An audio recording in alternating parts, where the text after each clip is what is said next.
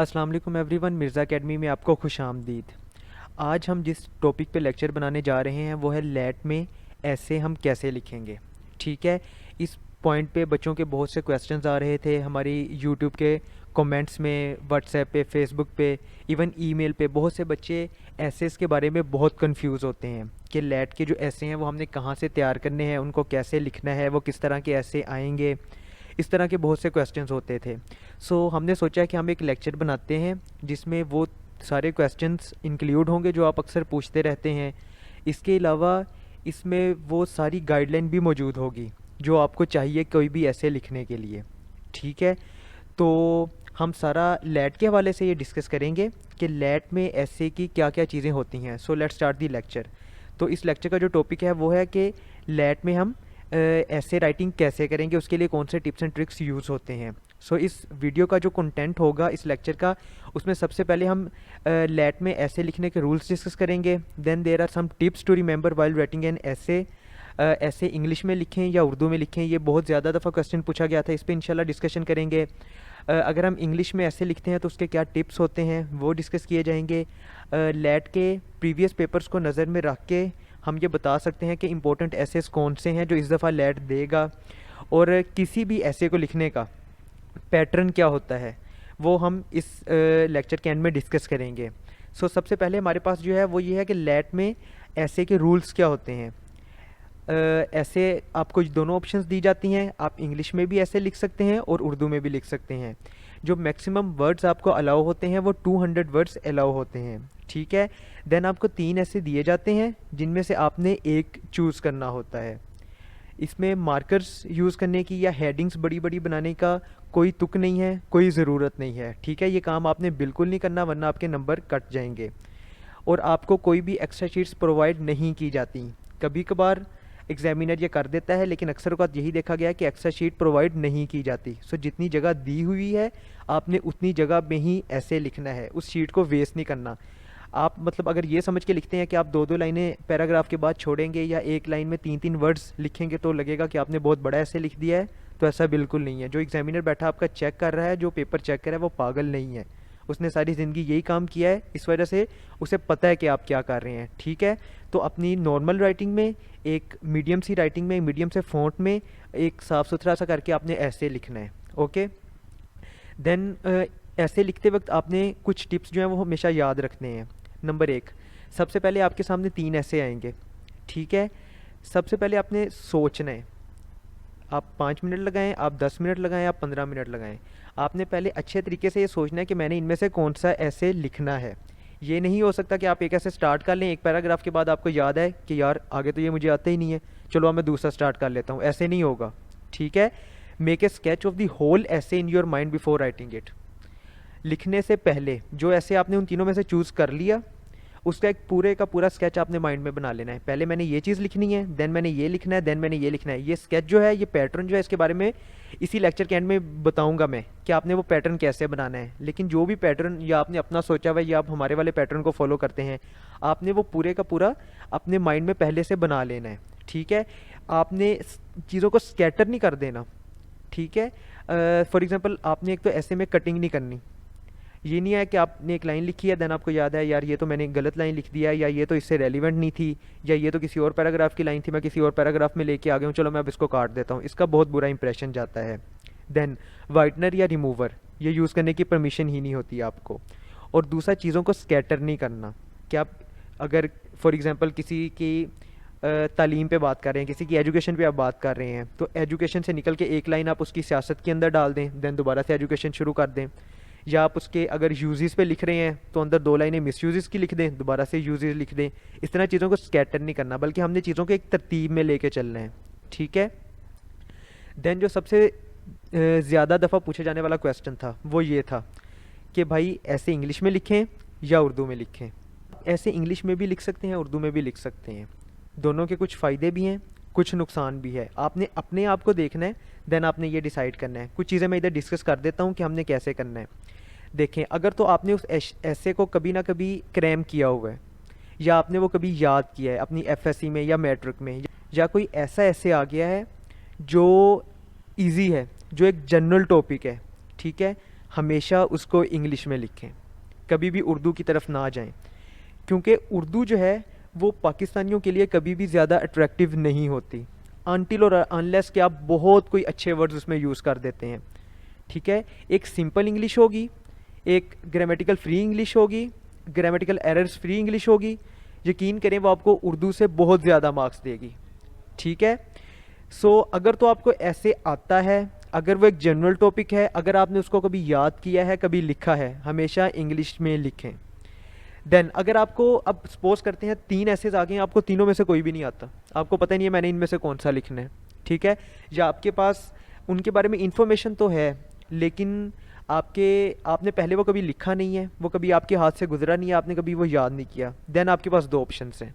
ठीक है, अगर तो आप बहुत वीक हैं इंग्लिश में या आपको इंग्लिश बनानी ही नहीं आ रही चीज़ों की, उसको उर्दू में लिख दें। ठीक है, अगर आप इंग्लिश में इतने हैं कि आप इंग्लिश में कोई भी चीज़ लिख सकते हैं, तो कोशिश करें कि आप हमेशा इंग्लिश की तरफ आएँ। उर्दू में बेशक आप जितने भी अच्छे वर्ड्स लिखते हैं, लेकिन अगर आप एक सिंपल इंग्लिश लिखते हैं जिसमें एरर नहीं होता, तो आपको उर्दू से ज़्यादा मार्क्स मिलते हैं, कम से कम 3 से 4 मार्क्स आपके ज़्यादा आएंगे। ठीक है, तो आपने कोशिश हमेशा यही करनी है कि मैंने इंग्लिश में रखना है। नेक्स्ट, अब इंग्लिश में लिखने के कुछ टिप्स आगे डिस्कस करते हैं कि इंग्लिश के लिखने के टिप्स होते क्या हैं। बच्चों को ये लगता है कि अगर हम मुश्किल वर्ड्स यूज़ करेंगे, मुश्किल इंग्लिश लिखेंगे, फ्लावरी इंग्लिश जिसे कहते हैं, तो शायद मार्क्स बहुत ज़्यादा आ जाएंगे। ऐसा नहीं होता है। अगर आप बहुत ज़्यादा मुश्किल इंग्लिश में भी लिख देते हैं और आपकी 2 मिस्टेक्स भी आ जाती हैं ग्रामर की, आपके मार्क्स कम आएंगे, आपके मार्क्स कटेंगे। ठीक है, तो never ever make any grammatical mistake. पहला पॉइंट तो ये है कि कभी भी कोई ग्रामेटिकल मिस्टेक आपने नहीं करनी। पहले लाइन सोच लेनी है, देन उसको लिखना है। ठीक है, डोंट यूज़ कॉम्प्लेक्स और flowery English if you are not good in English. अगर आप इंग्लिश में अच्छे नहीं हैं, ट्राई करें कि कभी भी कॉम्प्लेक्स वर्ड्स या कॉम्प्लेक्स राइटिंग या फ्लावरी इंग्लिश यूज़ ना करें। Use simple but mistake free sentences. ठीक है, सेंटेंस बेशक सिंपल हो लेकिन उसमें मिस्टेक ना हो। अब आप खुद सोचें, अगर आपके सामने एक पेपर आता है, उसमें एक सिंपल सेंटेंस लिखा हुआ है, दूसरा पेपर है जिसमें सेंटेंस तो उसने बहुत डिफिकल्ट लिखा हुआ है, एक उसमें एरर आ गया है, तो एरर वाले का तो नंबर आप काट सकते हैं, जिसने कोई मिस्टेक ही नहीं की उसका आप कैसे नंबर काटेंगे। ठीक है, तो इस पॉइंट को लाजमी आपने याद रखना है। If you are so in English, अगर आप इंग्लिश में सो है मतलब ठीक है, try to rewrite crammed essay instead of make it. अच्छा, कई दफ़ा ऐसा होता है कि हमारे पास एक ऐसे है जो हमने आज से 6 माह पहले याद किया था, अब हमारे पास उस टॉपिक पे कुछ ज़्यादा इन्फॉर्मेशन आ गई है। ठीक है, अब हम कोशिश करते हैं कि भाई हम खुद से बना के लिखना शुरू कर दें। Never ever do it. ठीक है, कभी भी ये काम नहीं करना। जो आपको याद है, जो ऐसे आपको याद है, जो आपने क्रैम किया हुआ है, try to rewrite it. उसका फ़ायदा क्या होगा, उसमें मिस्टेक्स नहीं होंगी। हाँ, अगर तो आप बहुत अच्छे हैं इंग्लिश में, आपको लगता है कि मैं इंग्लिश में खुद ऐसे बना सकता हूँ, बेशक बनाएं, लेकिन अगर आप इंग्लिश में अच्छे नहीं हैं, खुदारा ऐसे खुद बनाने ना बैठ जाइएगा, बल्कि जो आपने क्रैम किया हुआ है उसी को लिख दीजिएगा, वो आपको ज़्यादा मार्क्स देगा। Next, simple error free English is more attractive than flowery English having mistakes. ये पहले भी हम पॉइंट बहुत दफ़ा डिस्कस कर चुके हैं। Okay, next. अच्छा, अब लेट जो है वो अपने एसेस को डिफरेंट सेक्शंस में देता है। फॉर एग्जांपल, अगर आपके पास ये 3 टॉपिक्स आते हैं ना, तो उन 3 टॉपिक्स में से आपको एसेस डिफरेंट आते हैं। ठीक है, तो जो इंपॉर्टेंट एसेस हैं ना, उनमें से उनको एक दफ़ा देखते हैं। वो वाले ऐसे हैं जो कोशिश करें कि आप याद कर लें। इसका क्या फ़ायदा होगा, उधर आपका टाइम बचेगा और आप इजीली ये काम उधर थोड़े वक्त में कर सकेंगे। क्रैम करने का दूसरा सबसे बड़ा फ़ायदा क्या होगा, आपकी कोई मिस्टेक नहीं आएगी। ठीक है, तो try to cram these essays, जो कि अभी अगली स्लाइड्स में आपको बताए जा रहे हैं। अगर हम पर्सनैलिटीज़ का पोर्शन देखते हैं, तो इसमें सबसे पहले जो है वो कायद आज़म मोहम्मद अली जिन्ना, सेकंड इलामा मोहम्मद इकबाल। ये दोनों तो आपने मस्ट क्रैम करने ही करने हैं, इनको रट्टा लगा लेना है दोनों को, क्योंकि बहुत चांसेस होते हैं कि इन दोनों में से कोई एक आ जाता है। ठीक है, तीसरा, अगर टाइम हो तो सर सैयद अहमद ख़ान को भी रट्टा लगा लीजिएगा, लेकिन कायद आज़म और इलामा इकबाल कोई भी ऐसे छोड़ के सबसे पहले इन दोनों ऐसेस को आपने रट्टा लगा लेना है। Okay, next. देन एक जो है वो सोशल इवल्स में से वो ऐसे उठा ही लेते हैं। ठीक है, पिछले जितने भी ईयर्स गुजरे हैं उनमें जितने भी टेस्ट हुए हैं, सोशल इवल में से एक ना एक ऐसे आ ही जाता है।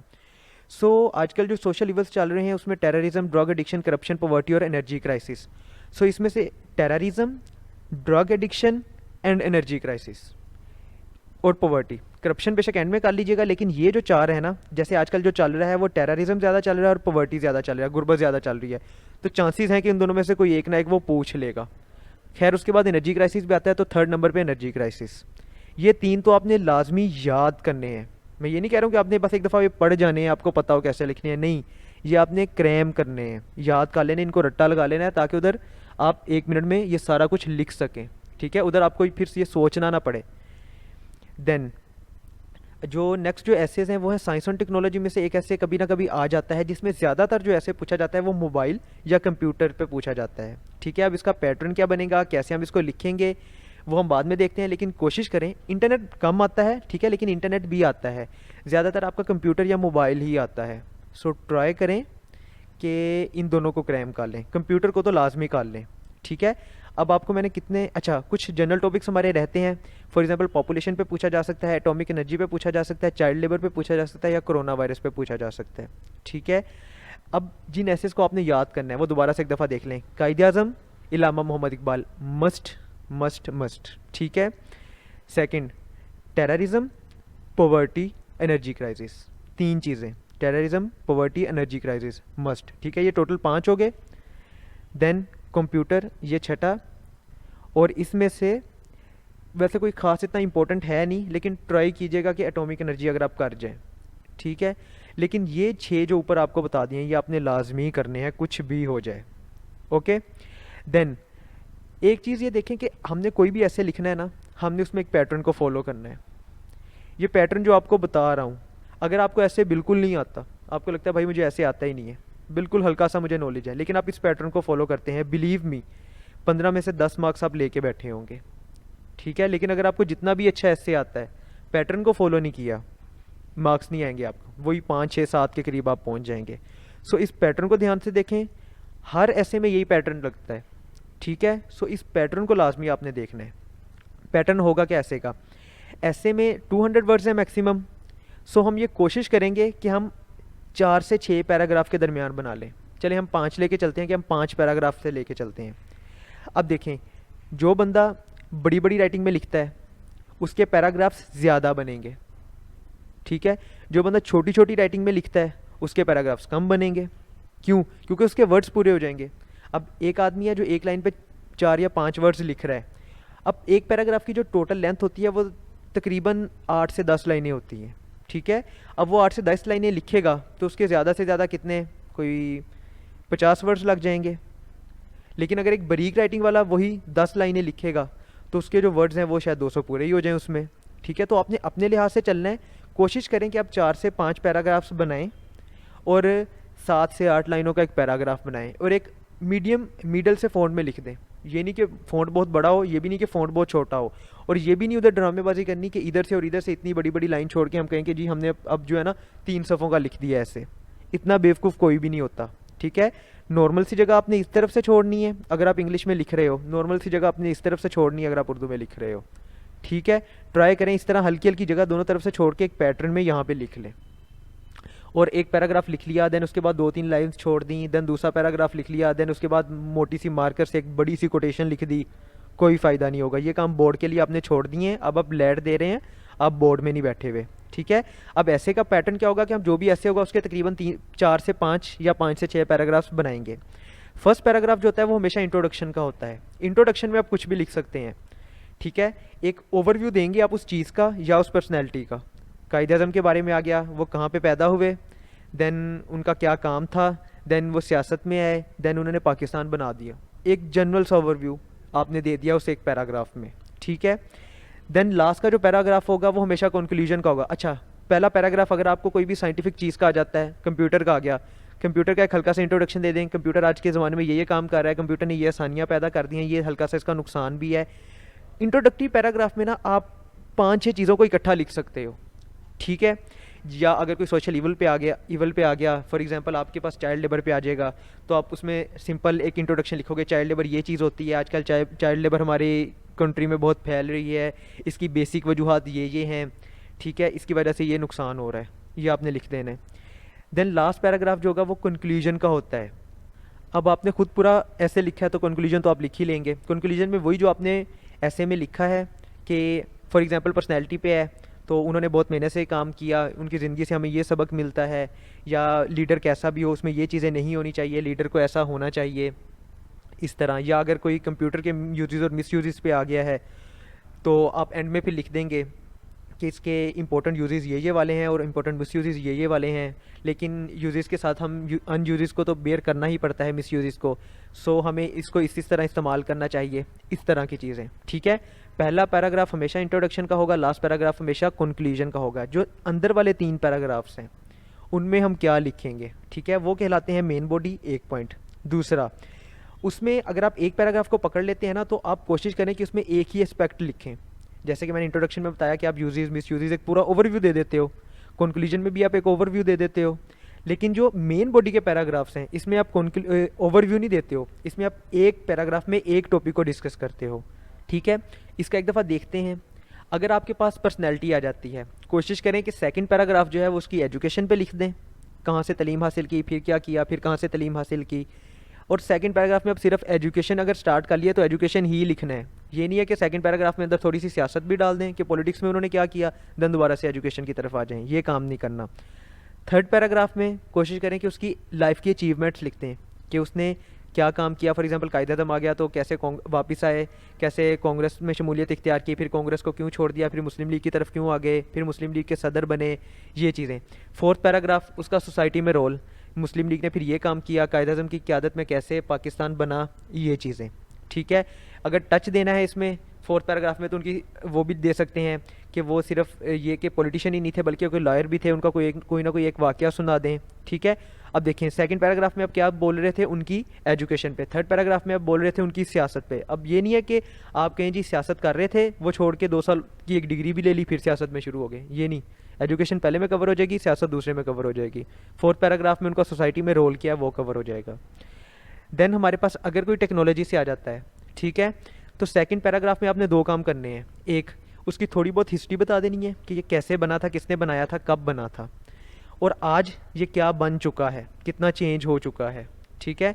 फिर थर्ड पैराग्राफ में आपने हमेशा उसके यूजेस बताने हैं कि उसके हमें फ़वाइद क्या मिल रहे हैं, उसके बेनिफिट्स क्या हो रहे हैं, उसकी वजह से हमारे माशरे में कौन कौन सी चेंजिंग्स आई है। फिर फोर्थ पैराग्राफ में आपने उसके मिस यूजेस बताने हैं कि बेनिफिट्स तो ये हुए हैं लेकिन इसकी वजह से हमें नुकसान भी हो रहा है और नुकसान ये वाला हो रहा है, ठीक है। देन फिफ्थ पैराग्राफ जो होगा वो कंक्लूजन का बन जाएगा जिसमें आप बताएंगे कि भाई ये फ़ायदे हैं, ये नुकसान है, लेकिन हमें अगर फ़ायदे लेने हैं तो नुकसान को बियर तो करना पड़ेगा। तो हम ये कोशिश करें कि हम ऐसे काम करें कि हमें फ़ायदे ज़्यादा और नुकसान कम से कम हो, ठीक है। दी last slide of this lecture is, I think so काफ़ी बोरिंग हो गया था तो लास्ट पे पहुंच चुके हैं, बस अच्छे से एक दफ़ा ये सुन लें। सोशल इवल के केस में हमने क्या करना है, सेकंड पैराग्राफ में उसकी रूट कॉज लिख देंगे कि इन एक्चुअल वो जो इशू बन रहा है, फॉर एग्जांपल चाइल्ड लेबर का एक इशू बन रहा है तो उसकी रूट कॉज क्या है, ठीक है। लोग लालच में आके ये काम कर लेते हैं, लोग गुर्बत की वजह से ये काम करते हैं, हुकूमत को अपने पैसे चाहिए होते हैं, पुलिस करप्शन करती है, ये सारी चीज़ें, ठीक है, आप सेकंड पैराग्राफ में डिस्कस करेंगे। देन थर्ड पैराग्राफ हमने इफ़ेक्ट देखना है उस चीज़ का हमारी अपनी जनरेशन पे और नेक्स्ट जनरेशन पे।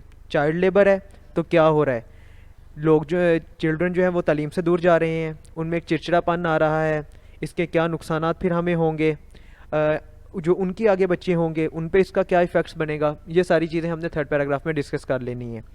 फोर्थ पैराग्राफ में हम ये देखेंगे कि भाई हम उसे कैसे मैनेज कर सकते हैं और अपनी जनरेशन को और अपनी से नेक्स्ट जनरेशन को हम कैसे उससे बचा सकते हैं, ठीक है। फोर्थ पैराग्राफ सिर्फ इसी की नज़र जाएगा।